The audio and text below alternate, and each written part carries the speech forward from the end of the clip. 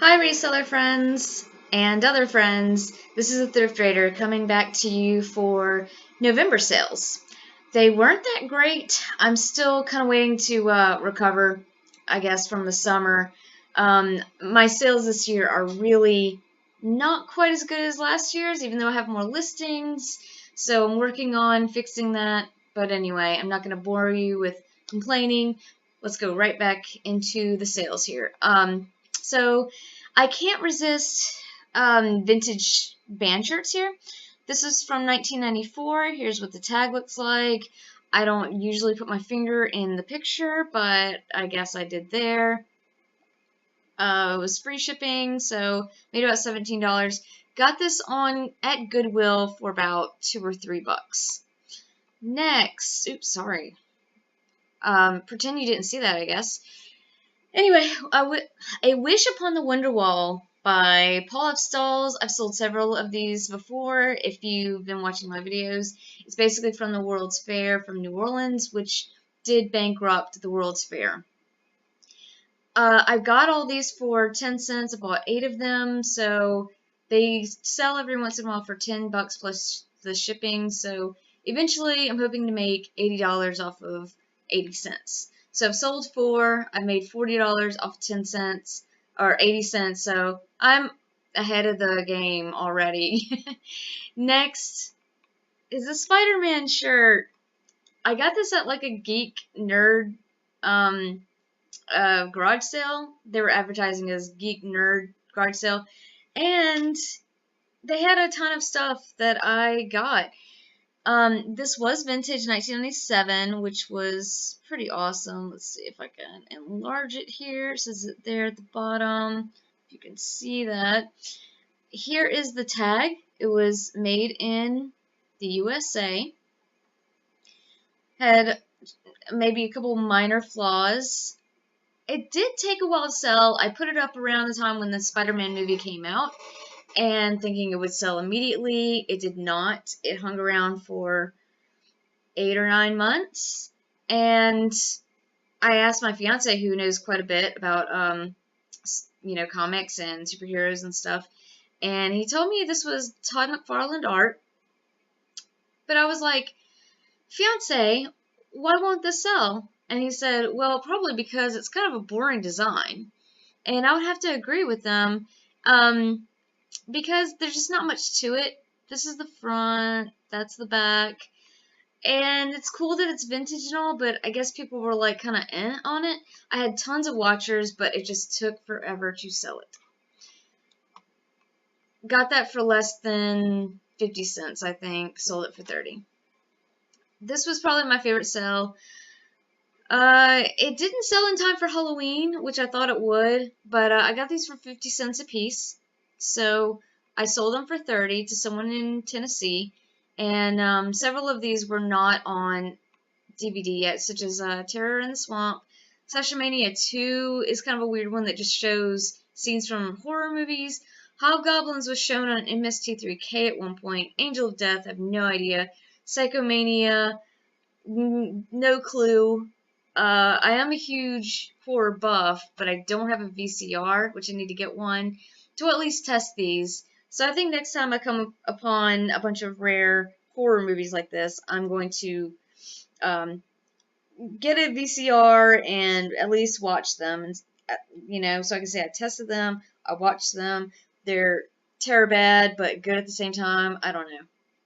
Anyway, great sale. I wish it would have sold for a little bit more, but I guess I kind of wanted them out. I think it would have sold for maybe 40 if I would have tried, but hey, whatever. I got them out. This Hey Arnold pillow went to England for $20 plus the shipping. This went through the global shipping program, so it went to, Kentucky, I believe. Erlanger, Kentucky. And I got this from my own Nick box, so I basically got this for free, kind of. Not really. I pay about $55 for the boxes, although I have quit because I just don't feel like I'm getting enough value. I'm selling most of the stuff on eBay right now, and I've gotten some really nice stuff from it, but it's just not worth it to me anymore. Anyway, 20 bucks from that plus shipping. The last thing I sold from eBay last month is this. I showed this in a video, a haul video, and I literally got this out of the curb, from a curb, sorry, a box at the curb that said free. I tested it on my Batman TV, and it worked great. I played a couple levels, everything was good.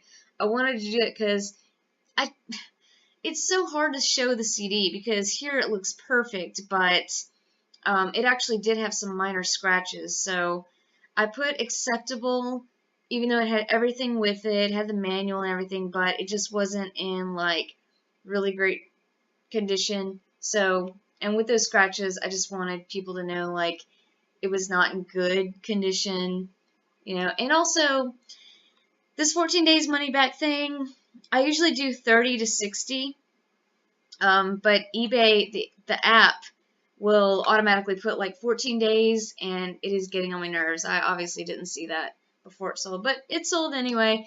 I had to drop the price from like 20 to 15 for people to even look at it, and I think I sold it for a little bit too cheap, but I'm not mad at it. It was a completely free item, so I made about 11 or so off of it. Etsy sales, I made a couple of sales. This first one was from a free bin at a garage sale that was selling a lot of like cool vintage stuff, especially from the 80s and 90s. A lot of music stuff. I got a lot of fun magazines from it. One magazine I sold it for like 30 something. Anyway, I had this for like either almost or over a little over a year, I want to say, or about a year. So it wasn't a quick seller, but I knew that it would eventually sell. It always had watchers, and it had this cool iron-on. I don't know exactly what this means. I know that this phone number is supposed to be like the Tibetan fund or whatever that one of the Beastie Boys set up. And this was a really popular festival like in the late 90s. Where's the band listing? Here we go. Had all these amazing bands on that year, and it showed a map of the festival. I guess you were here when this was handed out. So, very cool item from like festival history. That's what I liked about it, and I knew it would sell. Last thing, this is just a sweatshirt from the 80s. I couldn't actually tell if it was from 85 or 86, so I went with 86.